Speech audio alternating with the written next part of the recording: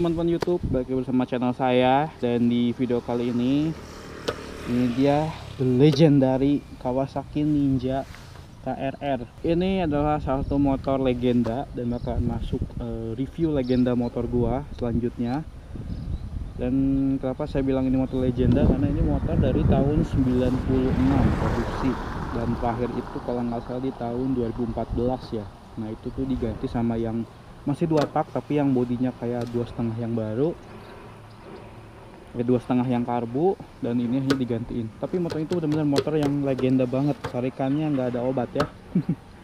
Ini benar-benar dulu tuh kalau gua zaman SMA dulu ya, tahun 2010-2011 mungkin, yang lawan-lawannya 150 cc tuh masih pakai Satria FU dan Vixen. Ini motor udah nggak ada yang ngalahin lagi kalau soal top speed.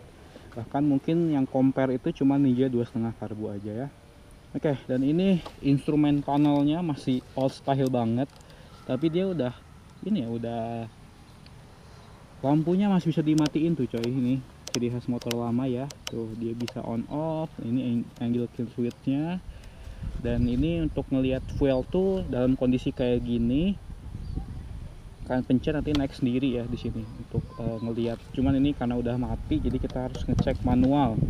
Terus di sini ada lampu jarak jauh atau jarak dekat. Nah di sini juga udah dia dikasih pas ya, untungnya ya dikasih pas itu supaya ngedip. Untuk instrumen panelnya juga klasik banget ya, 20 meter per jam, RPM 13.000. Ini pembohongan cuy, tadi RPM nya tuh tembus 14.000 ya. Oke, ini cuman ada, nah ini ciri khas motor jadul tuh, di bawah 2010 dia ada topnya yang menandakan bahwa giginya adalah di top, gigi udah paling maksimal ya. Ini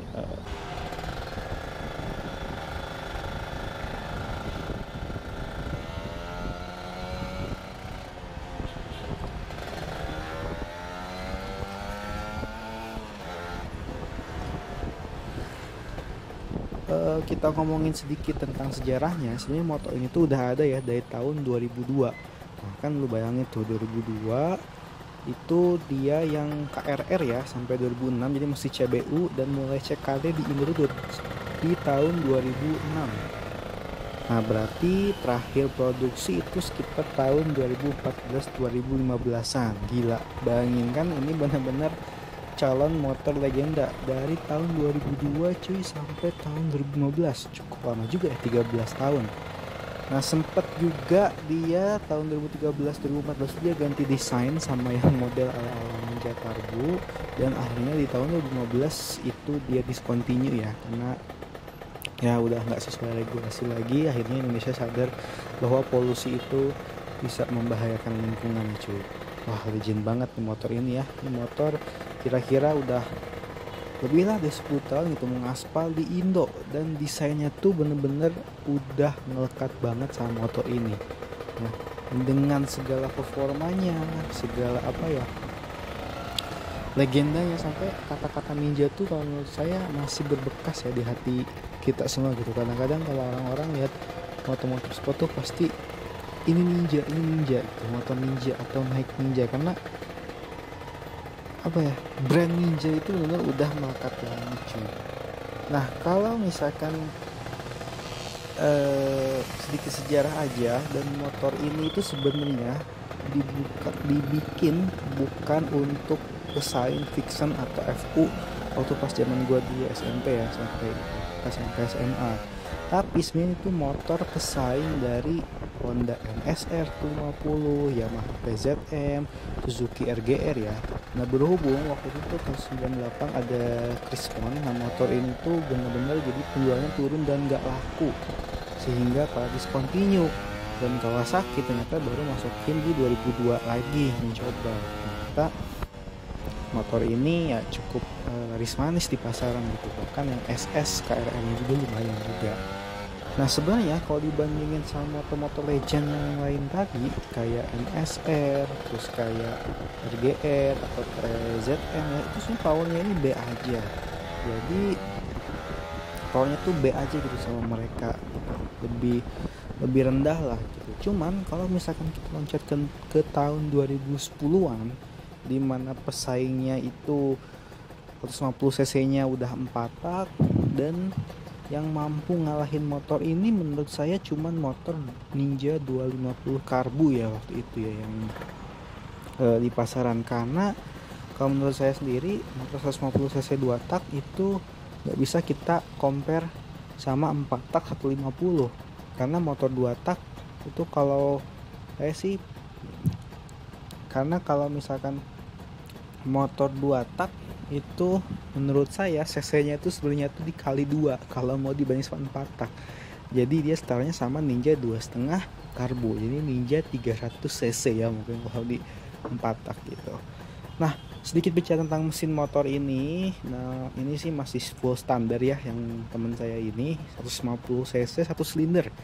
Powernya 31 tenaga kuda. Lu bayangin cuy, ini cuman bisa dikejar sama Ninja 2,5 Karbo men. Nah, bahkan dulu zaman Satria FU 17 horsepower, Vixen apalagi lebih rendah lagi, dan saya bayar 2,5 1 silinder aja dia cuma 28 ya. Dan nah, pantes kan ini. Nah, pantes kan gila tenaga segini itu, karena pantes kan nih gua nganggap motor itu 300 cc kan powernya aja segini. Dia cuman sebanding sama Ninja 250 Karbu nih. Nah, soal desain sebenarnya motor ini tuh masih masuk sih kalau lawan FU dan Vixen. Bahkan motor all ini tuh menurut saya yang desainnya bagus tuh Ninja RR ya, atau RR sama NSR. Kalau TZM atau RGR gua kurang suka ya. Dan tarikannya motor ini masih ngejambak banget. Kalau misalkan kalian cari motor yang bekas ya, motor ini sekarang udah nggak diproduksi lagi ya, pastiin kipsnya masih nyala ya, karena jambakan setan dari super kipsnya itu benar-benar nggak bisa kalian temuin di motor yang VVA ya itu zaman sekarang ya gitu. Nggak bisa lah, nggak ada itu motor yang kayak gitu, meskipun CBR 2,5 punya riding mode atau ada yang pakai istilah VVA ya, produk lain gitu, cuman tetap aja nggak ada yang bisa ngalahin jambakan setannya ya. Ini sama aja sih, mungkin sama zaman dulu emang 2 tak tuh rata-rata dipasang teknologi kayak gini ya. Kalau di Yamaha atau Honda mungkin ada RC atau power valve ya, yang benar-benar fiturnya sama supaya tarikan atasnya tuh benar-benar ngisi banget jambakan sepak motor ini gitu. Dan motor itu benar-benar aktifnya tuh di RPM 8000. Kalau udah masuk 8000 ya itu tarikannya bakal udah enak banget cuy. Nah, motor ini nah sebenarnya tarikan bawahnya sih dia agak kosong ya, ini nggak tahu sih ya karena memang ini motornya udah lama juga. Tapi yang saya rasain sih ini motor itu kosong tarikan bawahnya. Saya juga dulu pernah nyobain yang pas waktu dulu zaman itu juga pernah nyobain yang teman juga sama sih, tarikan bawahnya itu ada kosong ya, mungkin karena ininya 2 tak kali ya. Ketika udah masuk 4000 dia udah mulai pada sampai 8000. Itu enak banget cuy. Untuk riding position motor ini sebenarnya nyaman banget sih menurut saya. Ini motor yang dibikin sebenarnya kayaknya sport touring sih, kayak Ninja Karbu. Dan bodinya juga ini ringan banget ya. Kayaknya kalau buat boncenger nyaman-nyaman ya. Tinggi saya yang 170 cm, nampak sempurna, udah enak banget. Nggak ada nggak ada sulit-sulitnya lah, motor ini enak lah, fun to ride lah gitu. Oke, kita lanjut untuk ngomongin minusnya. Kalau yang nggak suka dua tak sih mending nggak usah beli motor ini sih. Saya sendiri termasuk yang nggak suka 2 tak, karena kalau zaman dulu mungkin kayak perawatannya, terus suaranya, terus kebulnya, jadi saya kurang tertarik sih sama motor kayak gitu. Dan kalau misalkan di gaspol tinggi sebenarnya motor ini tuh kayak rada goyang anjir, nggak tahu ya. Saya nyobain motor ini, nyobain juga di top speed, cuman kayak nggak pede aja, udah masuk 140 km/jam udah tutup gas deh, nggak pede kayaknya, kayak goyang gitu sih frame dan lain-lainnya gitu. Nggak tahu faktor apa gitu ya motor ini, mungkin karena bodinya ringan sekali dan powernya sendiri bejaban. dan justru menurut saya masih stabilan R25 atau R6 ya, yang saya cobain di high speed. Dan menurut gua sih harganya juga minusnya sekarang tuh banyak yang masang harga nggak ngotak cuy.